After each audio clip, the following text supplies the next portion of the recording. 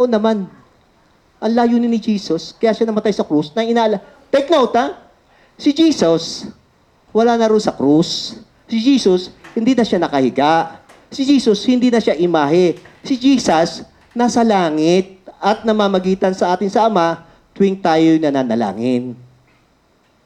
Siya yung Jesus. Bakit ko sinasabi, pag nabasa niyo yung salita, maunawa at maintindihan ninyo. At ito ay magbibigay ng buhay. Buhay na ganap at kasiyasya. Yun ang sabi niya, yun ang salita niya. Hindi akin to. Siya yung gagawa. Siya yung gumagawa ko sa buhay ko. Mula nang umuwi ko hanggang ngayon, sa aming pamilya, siya rin ang gumagawa. Sino ba hindi nagkakasala? Nagkakasala. Pero alam mo, makabalik sa Panginoon. At patatawarin ka niya agad-agad. Ngayon, tanong ko, nais niyo bang tanggapin si Jesus na inyong Panginoon tagapagligtas? Hello? Simple lang gagawin natin. Mananalangin natin. Hingi lang tayo ng tawad. Ganun lang siya kasimple. Pero hindi doon natatapos.